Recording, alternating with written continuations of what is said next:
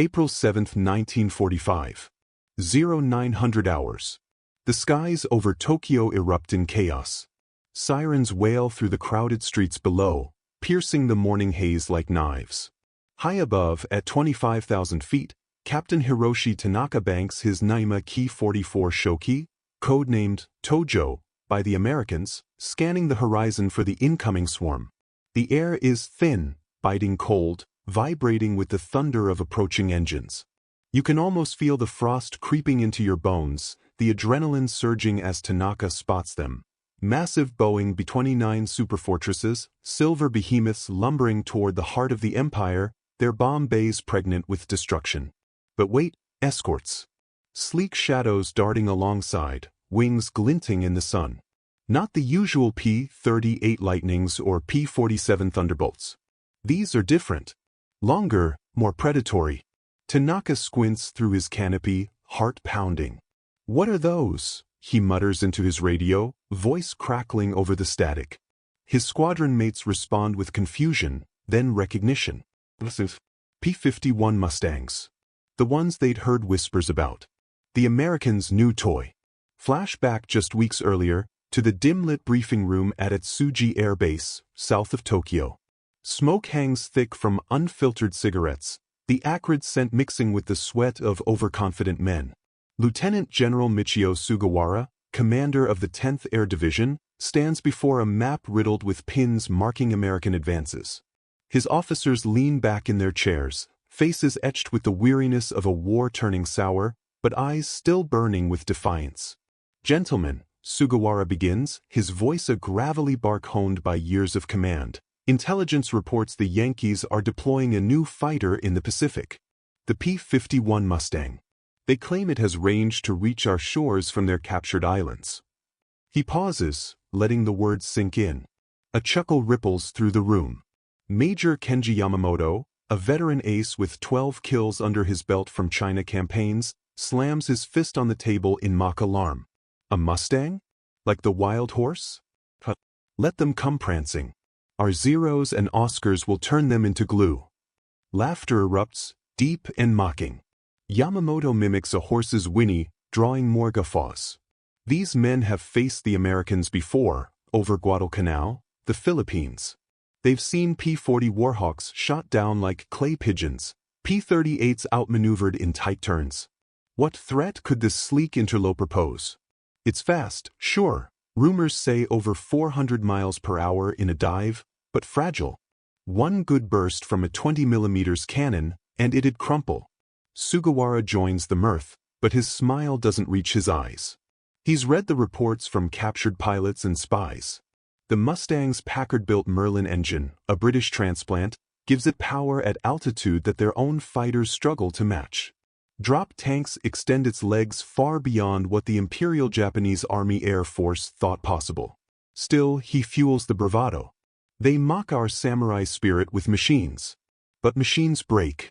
Men endure." The room nods, fists clenching. Arrogance is their armor now, as supplies dwindle and recruits grow younger. You can picture it, these warriors, descendants of Bushido, dismissing the Mustang as another Yankee gimmick. In their minds, the war is still winnable. The divine wind, the kamikaze, will sweep the invaders away. Briefings turn to taunts. The Mustang? More like a pony. Pilots sketch caricatures on napkins, Mustangs with clown noses, chased by fierce Ki-43 Oscars. Confidence swells like a balloon, ignoring the pinpricks of doubt. But back in the sky over Tokyo, Tanaka's laughter from those briefings fades. The B-29s are closing, and those Mustangs aren't scattering like expected. They're forming up, disciplined, lethal. His radio bursts with urgent calls from ground control. Enemy fighters confirmed, P-51s.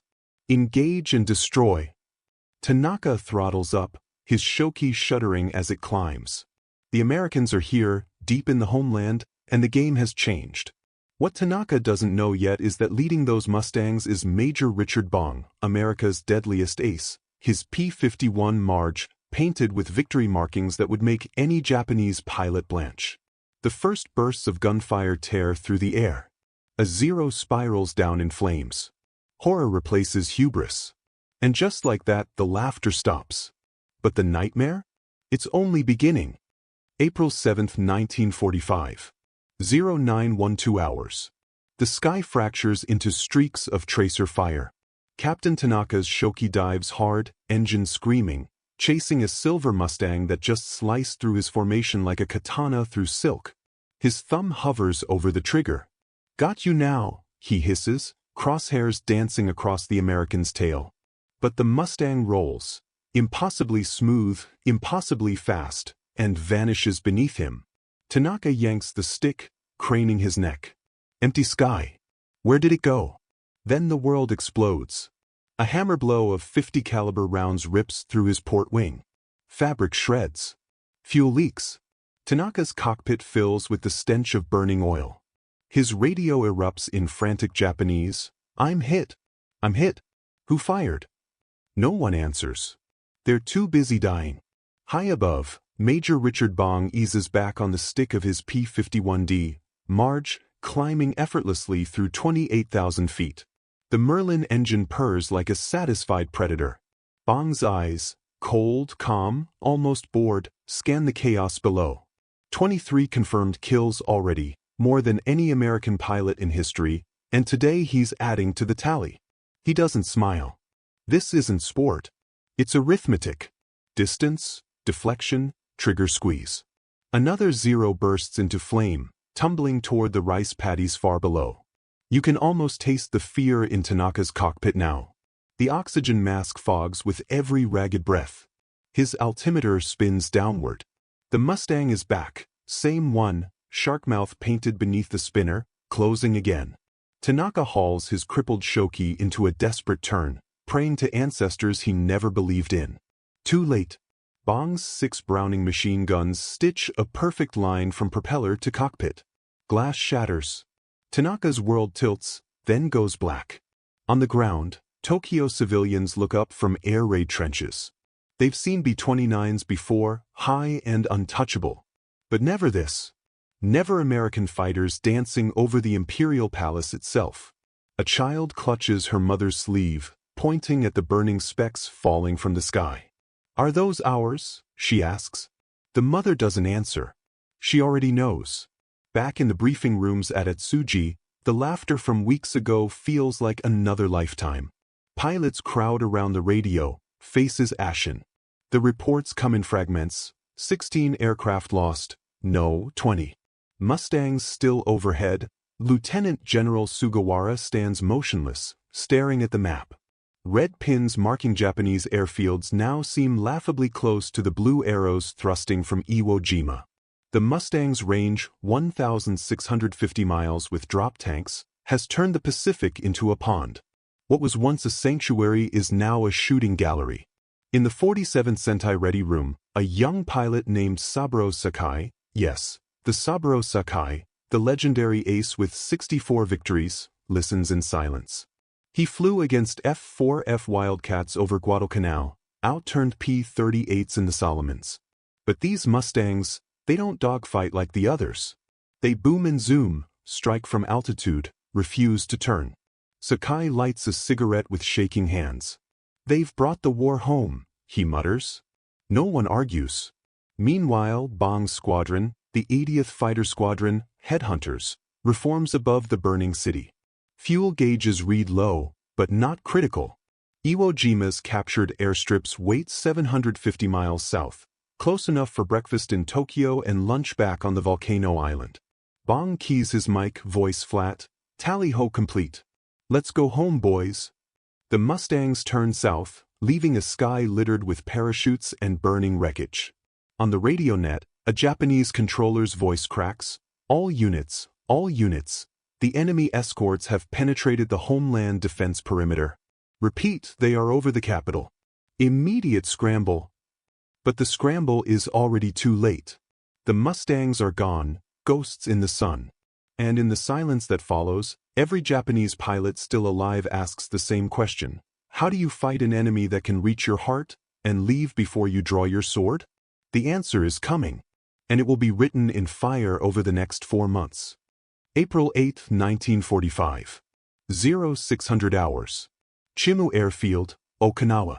The sun barely crests the East China Sea when ground crews roll out the silver killers under floodlights. You can smell the sharp tang of high-octane avgas mixing with coral dust, hear the metallic clatter of armorers slamming belts of .50 caliber into the P-51's wings. Major James Tapp, operations officer of the 506th Fighter Group, walks the line, slapping each pilot on the shoulder. Today we go all the way, boys. Tokyo and back. No excuses. The secret isn't the gun. It isn't even the pilot. It's the tank. Two 110-gallon drop tanks hang beneath each Mustang like ugly blisters, turning a 6-hour fighter into a 9-hour hunter. Back in 1943, the P-51B could barely reach the Philippines from Darwin. Now, with Iwo Jima's Volcano Island's runway in American hands, the math is merciless. 1,200 nautical miles round-trip to Tokyo. Doable. Barely. One pilot, Lieutenant Colonel Clay Tice, jokes grimly while strapping in, "If we run dry, we'll just land on Fuji and ask for tea." At 0630, engines cough, then roar. 36 Mustangs lift off in perfect finger-four formations, climbing northwest. Behind them, 150 B-29s from the 73rd Bomb Wing lumber into the sky, bound for the Nakajima Aircraft Factory at Oda. For the first time, the superfortresses won't be alone. High over the Pacific, the Mustangs cruise at 300 knots, conserving fuel. The pilots stay quiet. Radio silence is sacred on these marathon legs. You can almost feel the boredom creeping in, hours of nothing but blue ocean and the drone of the Merlin. Then, at 1,045 hours, the coast of Honshu appears like a dark scar on the horizon. Nerves tighten. Oxygen masks fog. Thumbs twitch near throttle and stick. Captain Terahiko Takayama waits for them above Musashino.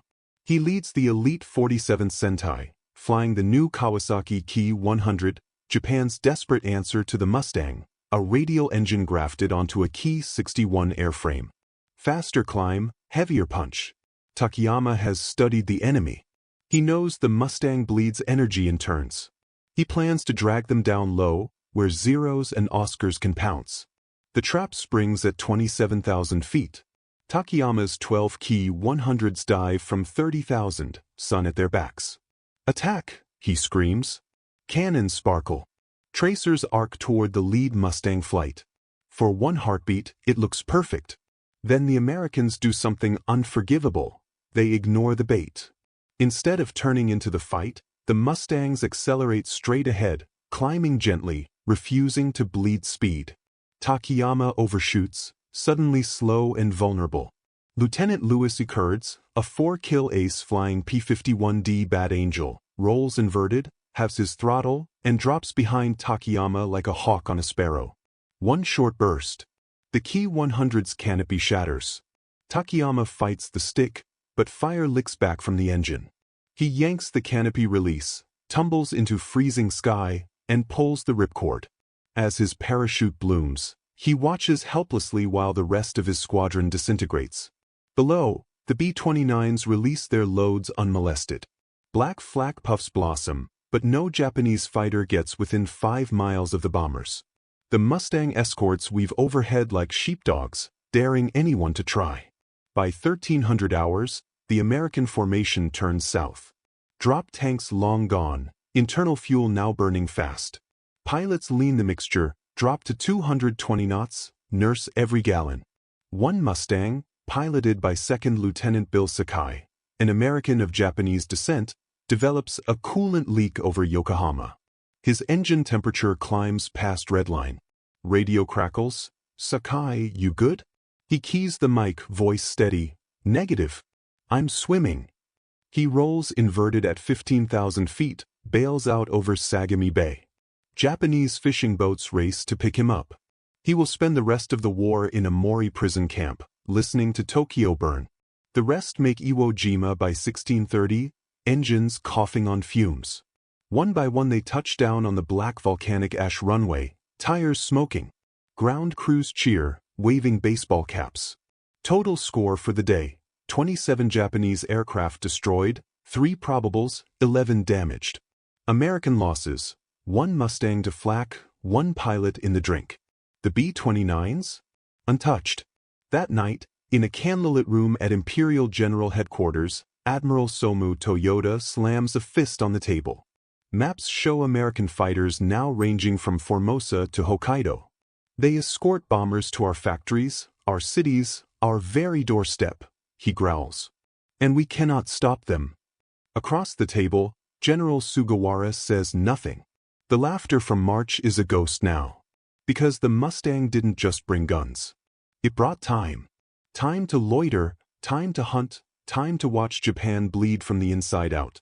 And time for the Empire is running out faster than fuel in a shot-up zero. May 15, 1945. 1,130 hours. The flight deck of USS Hornet, steaming 400 miles east of Formosa. Salt spray lashes the steel, stinging like hornets themselves. Ensign Tommy Black, fresh from flight school with 50 hours in a Mustang, stands at the edge of the catwalk, helmet tucked under his arm, staring at the Pacific's endless churn. His squadron, the 348th Fighter Group, has just transferred from Iwo Jima to Carrier Ops. A desperate push to keep the pressure on. No more long hauls from volcanic rock. Now it's hot launches and arrested landings, the deck heaving like a living beast beneath their feet. Black's not thinking about the war. Not yet. He's thinking about the man briefing them, Major Richard Bong. The Bong, America's top gun, rotated back to the States for a month of hero worship, only to return with a chest full of ribbons and eyes like chipped ice. Bong paces the ready room now, voice low and even, chalk scratching a hasty diagram on the blackboard. We hit Nagoya today. Oil refineries.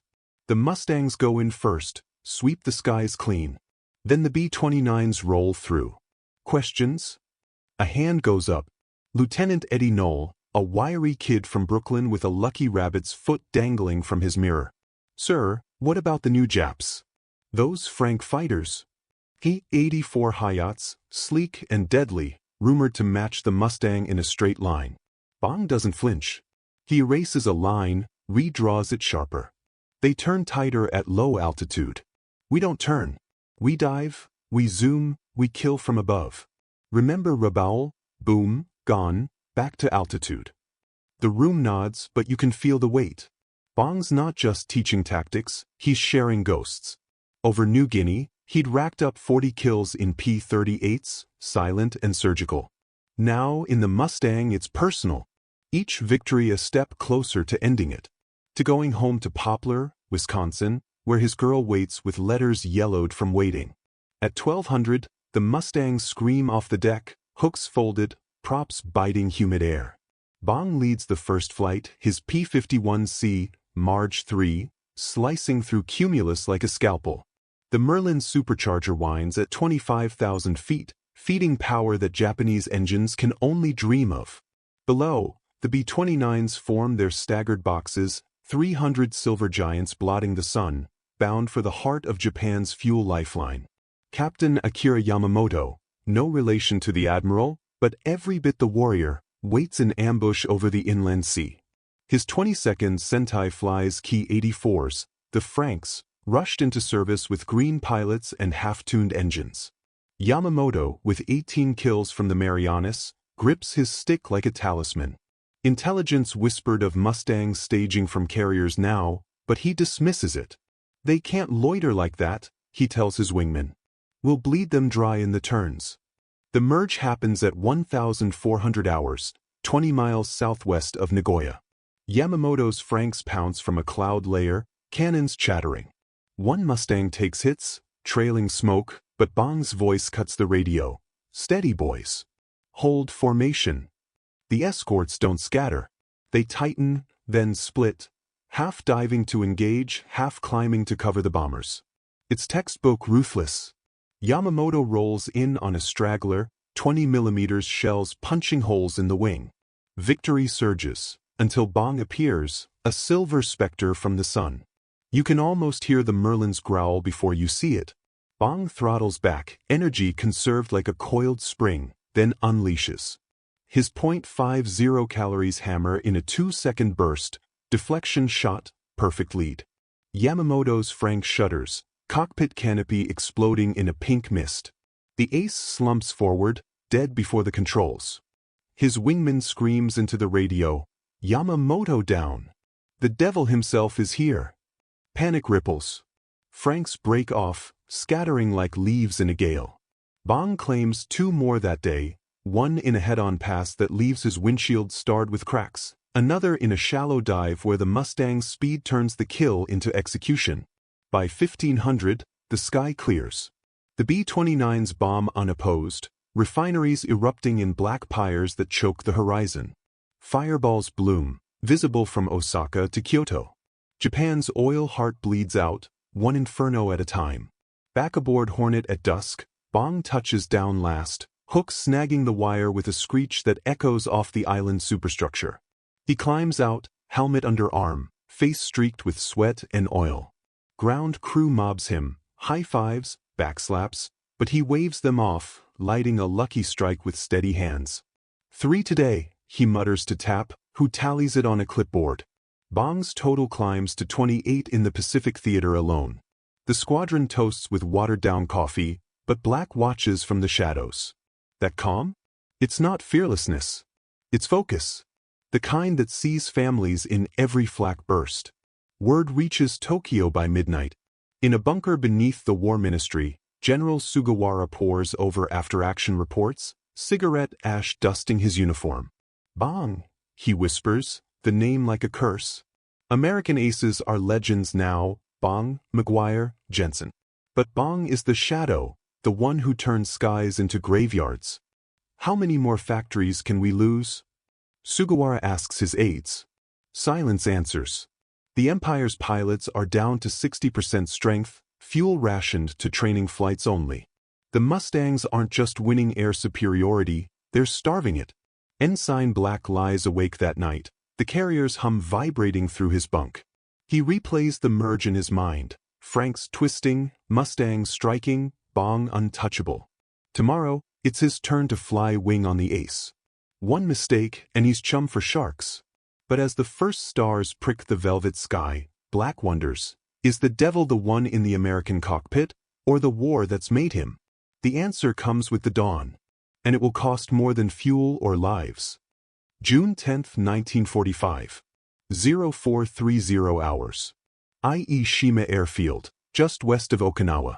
The monsoon rain lashes the corrugated roofs like machine gun fire, turning the coral runway into a mirror of black water and reflected floodlights. Inside the 15th Fighter Group's operations hut, the air is thick with mildew, cigarette smoke, and the sour smell of men who haven't slept in 2 days. Colonel Edwin Chickering stands over the map table, voice hoarse from shouting over the storm. Today we finish them. Tokyo again. Every bomber we have. Every Mustang that can fly. No more pinpricks. We gut the city. Outside, ground crews wrestle tarps off P-51s, rain streaming off the shark-mouth cowlings. Engines turn over one by one, blue exhaust flames flickering in the downpour. Lieutenant Robert W. Moore, 22 years old from Tulsa, Oklahoma, climbs into his P-51K passion wagon, water dripping from his goggles. He's flown 12 escort missions since April. He's shot down 2 zeros. He's also written 17 letters home he never mailed. Today he tapes the 18th to his instrument panel. Insurance, he tells himself, just in case. At 0515 the first Mustangs roar off the perforated steel planking, water spraying in rooster tails behind them. 148 P-51s from the 7 Fighter Command, the largest single fighter sweep of the Pacific War. Behind them, 450 B-29s, more than half the entire Superfortress fleet, climb out of Guam, Saipan, and Tinian, converging on Tokyo like a silver tide. Over Honshu, the weather clears to a cruel, perfect blue. Captain Tetsuzo Iwamoto, Japan's last great ace still flying, lifts off from Itami Air Base near Osaka in his Kawasaki Ki 100. 38 years old, half-blind in one eye from an old wound, he's personally credited with over 200 kills, though the Army only acknowledges 80. His squadron is down to 9 flyable aircraft. His pilots average 80 hours total flight time. Their fuel is cut with alcohol. Their ammunition is half tracer, half-practice rounds. Iwamoto lights a cigarette on the taxiway, inhales once, then flicks it away. Today, he tells his ground crew, we die properly. The collision happens at 0945 over Yokohama. Iwamoto's 9-key 100s climb to 30,000 feet, oxygen bottles nearly empty. Below, the B-29 stream stretches from horizon to horizon, a glittering highway of death. Above them, the Mustangs orbit in layered walls, low, medium, high, covering every altitude like a net. Iwamoto keys his mic, voice calm, follow me. We ram if we must. No one answers. They don't need to. The attack is suicide from the first second. Iwamoto dives on the lead B-29 box, guns silent, saving rounds for the escorts. Moore spots him first. Bandit, 12 high, coming fast. Moore rolls inverted, pushes the nose down, Merlin screaming past 500 miles per hour. Iwamoto ignores him, eyes locked on a Superfortress tail gunner already tracking. At 800 yards Moore fires. Tracers walk up the Key 100's belly. Iwamoto's windshield spiderwebs. He never flinches. At 300 yards he pulls up sharply, aiming his propeller at the B-29's cockpit. Moore yanks lead, guns hammering again.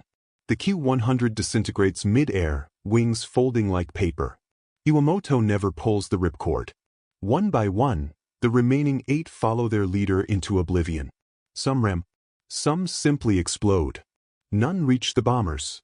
By 1100 the sky is empty of Japanese fighters. Not one intercept. Not one. Tokyo radio broadcasts frantic pleas for any unit, any pilot, to scramble. Silence answers. The B-29s drop 3,200 tons of incendiaries on the capital's industrial east side. From 15,000 feet the crews watch the firestorm birth itself. Orange rivers racing down streets, merging into lakes of flame. A single raid wipes out 6 square miles and 60,000 lives. The Imperial Palace, miraculously spared by wind shift, stands alone in a sea of ash. On the return leg, Moore's engine coughs over the inland sea. Fuel starvation.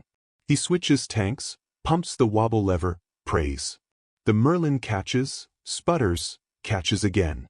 He makes Shima on fumes, stalls it onto the runway, and sits motionless while the prop ticks to silence. A crew chief pulls him from the cockpit. Moore's legs won't hold him. He sits in the rain, crying without sound, the unmailed letter to his mother soaked through in his pocket. That night, in a bomb shelter under the Diet building, Emperor Hirohito listens to the city burn. His aide reads the casualty estimates by candlelight.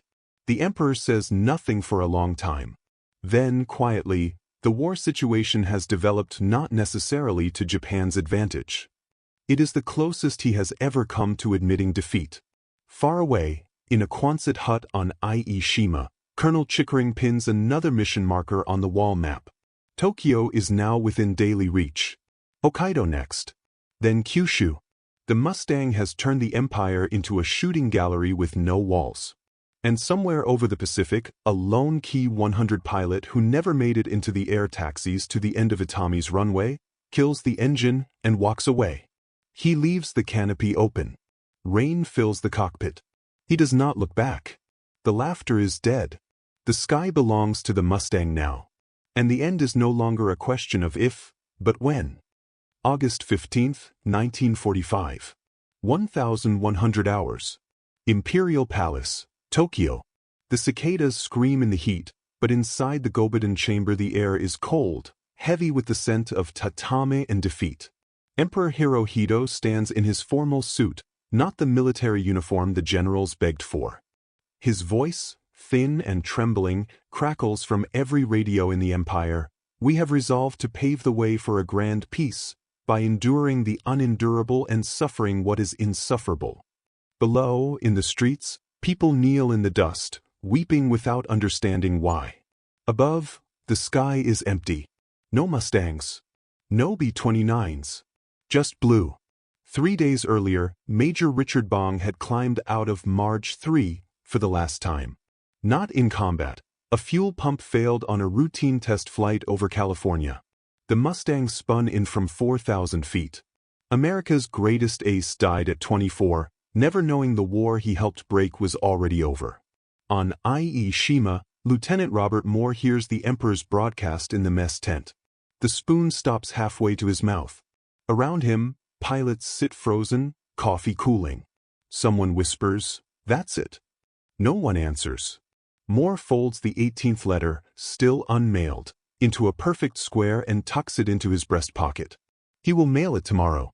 He will tell his mother he is coming home.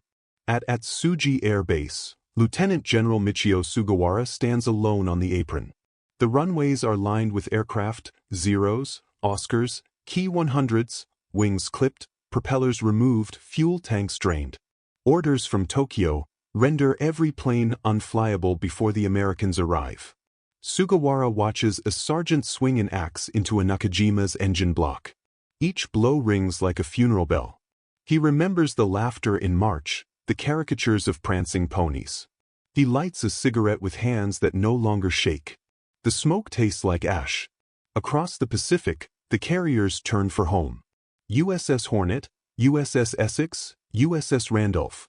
Decks once crowded with Mustangs now carry only memories and the faint smell of avgas. Sailors paint over shark mouths, strip victory markings, weld bunks where drop tanks once hung. One young ordnanceman finds a single .50 caliber casing wedged in a catwalk grate. He pockets it. A souvenir. Proof it happened.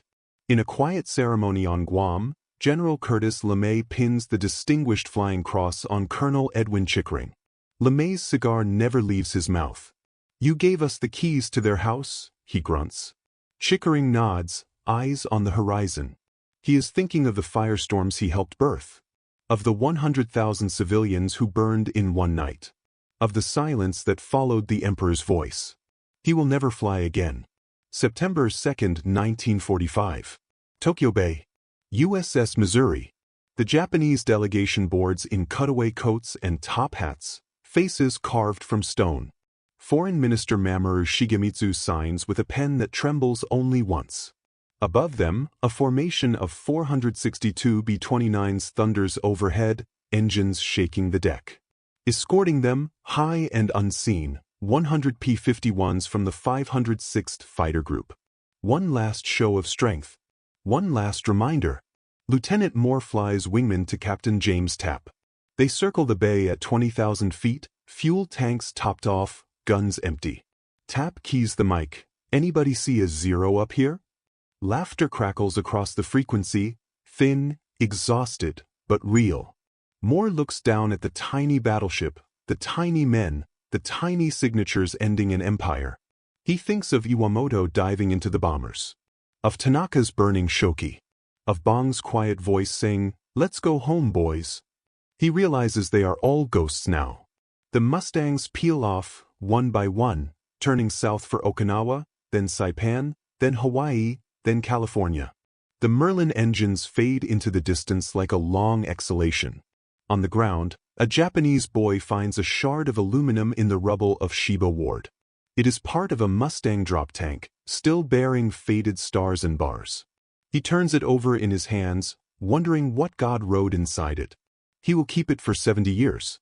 Years later, in a museum in Tokyo, a restored P-51D sits under soft lights. Children press their faces to the glass.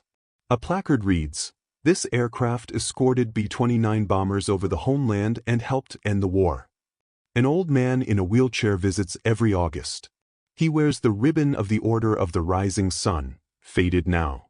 He was once Captain Terahiko Takayama, who parachuted into Sagami Bay and survived. He stares at the Mustang for a long time. Then he bows very slightly and wheels away. The laughter is gone. The taunts are gone. The sky is quiet. And the sleek silver horse that once pranced into legend now rests in silence, its work complete.